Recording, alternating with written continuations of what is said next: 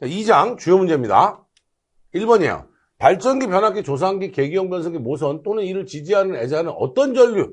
전류가 도대체 얼마나 크면 기계적 충격이 생기냐고. 무슨 전류예요? 단락전류라고 그랬습니다. 기억하세요. 두 번째, 3, 4, 5개 변전소의 울타 높이와 충전부까지 거리 합계.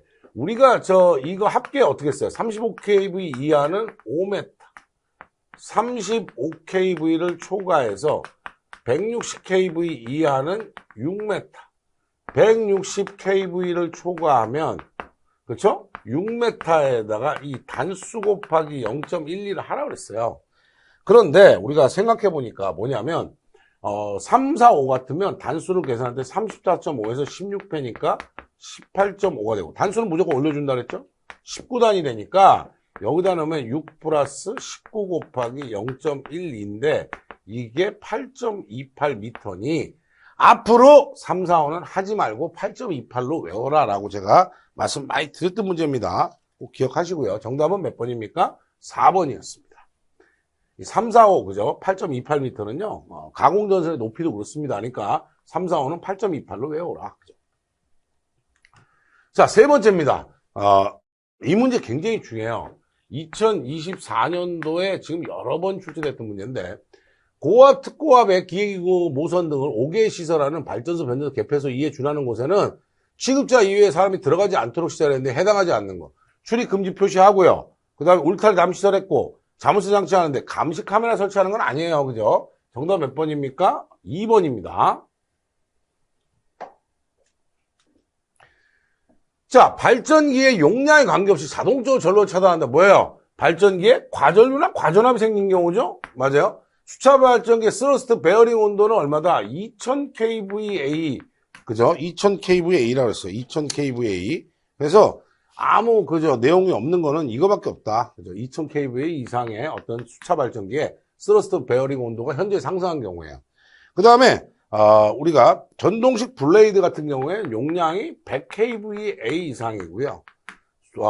발전기를 구동하는 수차에, 그죠? 수차에 압유 장치에, 그죠? 발전기를 구동하는 풍차나, 그죠? 이런 것들 얘기가 많았던 거고요. 그래서 우리가 얘기하는 것은 항상 중요한 거는 발전기의 내부 고장은 1000kVA. 그 외에는 과전류, 과전압은 어떠한 상황이 돼도 다 차단해야 된다라고 말씀드렸어요.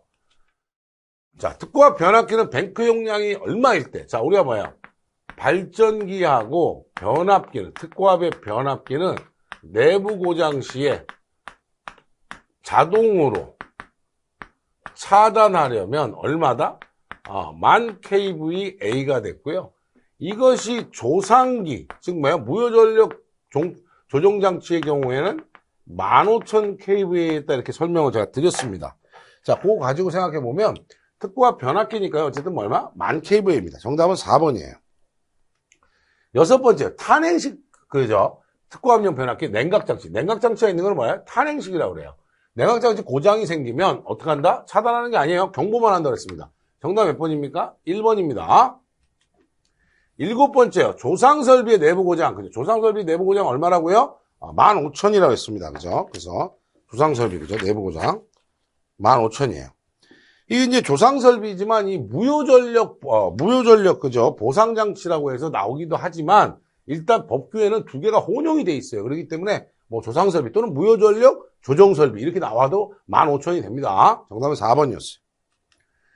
자, 발전소의 시설에 대한 계측장치가 아니고 제가 이렇게 말씀드렸어요. 여러분들 이거 꼭 알아두세요.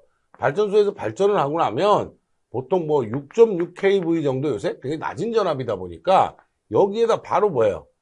변압기를 올려가지고 6.6을 얼마야? 뭐 34만 5천 볼트 이런 걸로 올려버린다는 거죠. 그래서 발전소에는 뭐야? 발전기도 있지만 특고압의 변압기도 존재한다는 거예요. 그래서 얘네들이 해야 되는 건 뭐야? 전압, 전류, 전력, 그 다음에 뭐야? 온도는 측정해야 된다. 이렇게 있어요. 자, 발전기 연료전지의 전압 전류, 발전기 베어링의 고정자 온도, 고압용 변압기의 온도, 주요 변압기의 전압 전류 다 되는데? 여기서 틀렸죠. 34만 5천 볼트까지 가려면 특고압 변압기여야 돼. 근데 고압용 변압기라고 했기 때문에 틀렸어요. 2024년도 출제해가지고 정말 2023년도, 2024년 출제해가지고 정말 그죠? 정말 뭐 했어요? 여러분들한테 아주 그죠? 아픔을 줬던 문제입니다. 잘 보세요. 그죠? 고압용 아니야. 특고압용입니다. 그죠? 꼭 기억하시고요. 그래서 설비 기준을 할 때 이렇게 하는 거는 사실은 뭐냐면 이 문제 낸 사람 수준이 의심스럽다. 이건 장난친 거죠. 고압용의 이거는 진짜 장난친 거다. 그죠?